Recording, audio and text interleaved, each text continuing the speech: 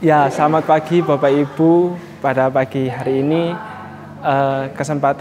pada pagi hari ini saya akan membawakan kebenaran firman Tuhan yang terdapat di dalam Kisah Para Rasul. Kita belajar bersama-sama dari seorang pahlawan yang bernama Paulus. Nah, kita buka Kisah Para Rasul 18 ayat yang pertama. Ini adalah perjalanan seorang Paulus, Bapak Ibu. Perjalanan Paulus ke Korintus. Nah, kita lihat Kisah Para Rasul 18 ayat yang pertama. Di sana dituliskan, kemudian Paulus meninggalkan Athena lalu pergi ke Korintus. Nah, di sini Bapak Ibu kita belajar dari seorang Korintus yang dimana dia itu perjalanan yang dari Athena ke Korintus. Kita tahu bersama-sama perjalanan sebelumnya Paulus ada di Athena, dia tidak menghasilkan apapun di sana. Dia tidak bisa memenangkan orang di sana, soalnya di Athena sendiri banyak orang ateis, banyak orang yang tidak mengenal sama Tuhan, Bapak Ibu. Nah, ketika dia jalan, dia merasa, wah ini suatu kegagalan karena saya tidak memenangkan apa-apa di Athena. Ketika itu dia berjalan ke Korintus. Di ayat yang kedua, Bapak Ibu. Di Korintus ia berjumpa seorang Yahudi bernama Aquila dan berasal dari Pontus. Ia baru datang dari Italia dengan Priscilla istrinya. Karena Kaisar Claudius telah memerintahkan supaya semua orang Yahudi meninggalkan Roma, Paulus singgah ke rumah mereka.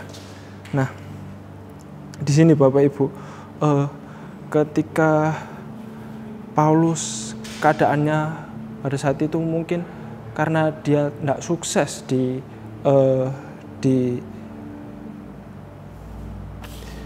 Athena, dia down karena tidak ada suatu hal yang luar biasa yang dia dapatkan. Tapi di sini Tuhan itu bekerja di ayat yang kedua, ketika Tuhan tidak menyertai Paulus bukannya tidak menyertai, tidak melihatkan hasil di Athena, tapi Paulus itu disertai di ayat yang kedua. Ketika kita sama kayak kita misalnya down, kita sama kayak Paulus, kita keadaan kita kurang, mungkin hasil kita, pekerjaan kita, mungkin sekolah kita atau apapun, mungkin kadangkala membuat kita merasa jatuh. Tapi ingat Bapak Ibu, Tuhan tetap bekerja dalam kehidupan kita. Sebagai orang Kristen, kita tidak perlu takut, kita tidak perlu khawatir. Bahkan di ayat yang kedua Paulus bertemu, Bapak Ibu. Seorang Paulus ini orang yang bisa dibilang dia menginjil di mana-mana. Dia berjalan dari satu tempat ke tempat lain. Nah, tidak kebetulan, bukan suatu kebetulan dia bertemu sama Priscilla dan Aquila, yang dia sama-sama mereka diusir dari Roma. Yang bisa ditulis di situ, soalnya diusir oleh Kaisar. Seorang Yahudi semua diusir dari Roma, sehingga mereka menetap dimanapun yang bisa mereka tetap. Nah, pada saat itu Priscilla dan Aquila itu berada di Korintus, yang disebabkan bertemu sama Paulus. Ini suatu hal yang sangat mujizat, Bapak Ibu, karena kita bisa tahu kalau misalnya kita lihat pada zaman saat itu sebelum Paulus memenangkan kota Korintus. Kota Korintus itu tempat paling besar, tempat kontribusi paling besar. Di sana mereka membolehkan untuk mengizinkan sembah berhala, mereka diizinkan untuk berzina. Di Korintus itu adalah tempat yang rusak moral, bahkan di sana itu sulit ditaklukkan. Korintus itu tempat paling besar.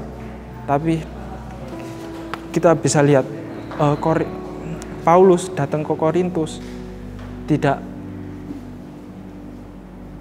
singgah di tempat orang-orang yang ada di Korintus.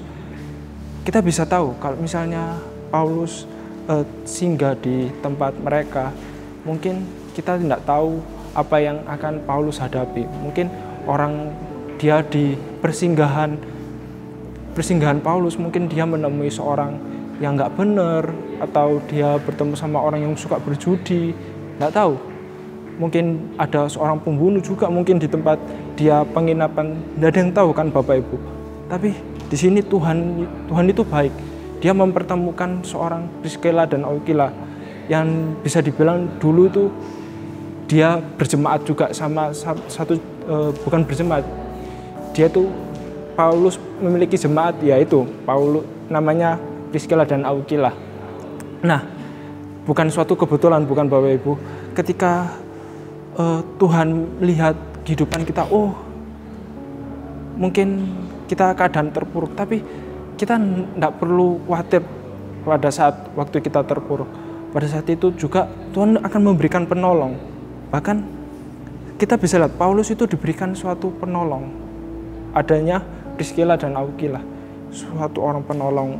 Maka dari itu kita tidak perlu khawatir. Kalau misalnya pun kita merasakan khawatir, mungkin kita merasakan hal yang mungkin tidak mengenakan, pasti Tuhan akan memberikan penolong. Bahkan mungkin pekerjaan Bapak Ibu, dalam pekerjaan Bapak Ibu mungkin ada banyak pembeli, mungkin terus ada orang yang mau kerjasama, ada yang mensponsori, bahkan anak-anak yang sekolah mungkin banyak kayak beasiswa kan, nggak ada yang tahu. Pasti Tuhan itu memiliki rencana bagi kita. Kalau misalnya pun kita keadaan pun terpuruk, pasti Tuhan akan mengangkat kita, bahkan akan menolong kita. Nah, kita lanjut Bapak Ibu di ayat yang ketiga, dan mereka melakukan pekerjaan sama, ia tinggal bersama-sama dengan mereka. Mereka bekerja sama-sama karena mereka sama-sama tukang kemah. Dan setiap hari Sabat, Paulus berbicara di rumah ibadat dan berusaha meyakini orang Yahudi dan orang Yunani. Di ayat yang kelima, ketika Silas dan Timotius datang dari Makedonia, Paulus dengan sepenuhnya dapat memberitakan firman, di mana ia memberikan kesaksian kepada orang Yahudi bahwa Yesus adalah Mesias. Nah, di sini kita bisa lihat seorang pekerjaan Priscilla dan Aquila sama Paulus itu sama. Paulus itu tidak hanya bekerja hanya menginjil, dia juga bekerja untuk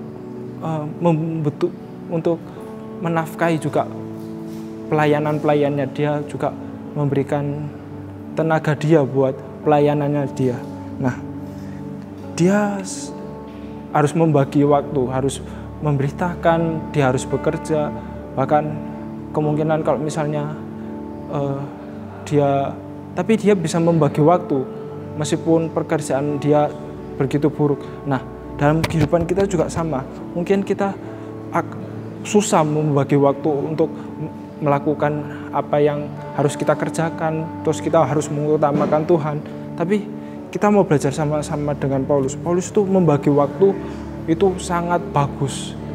Dia juga mementingkan Tuhan dalam kehidupannya, dia memberitakan kebenaran firman Tuhan, bahkan dia juga bekerja keras. Kita mau seorang Paulus ketika dirubah kehidupannya sama Tuhan, dia membagi waktu, dia membagi pekerjaannya dengan secara luar biasa. Bahkan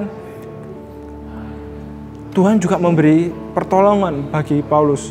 Di ayat yang kelima, datanglah Silas dan Timotius. Dia membantu pekerjaan Paulus. Ketika mereka datang, Paulus merasa terbantu. Bahkan Paulus bisa memberitakan ke Korintus, di kota Korintus, bahwa Yesus itu sebenarnya Mesias. Yesus itu yang disalib itu sebenarnya itu juru selamat. Memberitakan ke Korintus, yang pada akhirnya kita tahu sendiri Paulus bisa memenangkan kota ini. Nah, kita mau belajar bersama-sama ketika kita keadaan pun terpuruk, tapi kita belajar dari seorang Paulus ini, Bapak Ibu. Ketika meskipun perjalanan di Athena tidak berhasil, tapi di Korintus dia membuahkan hasil.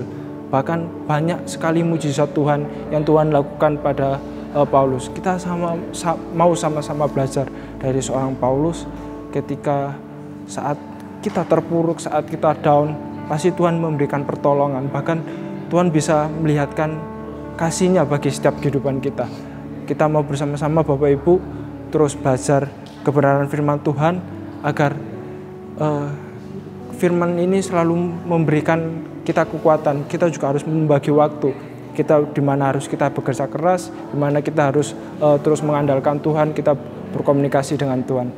Mungkin kebenaran firman Tuhan pagi hari ini sampai sini, tapi biarlah Tuhan selalu bekerja dalam kehidupan kita. Selamat pagi, Tuhan Yesus memberkati.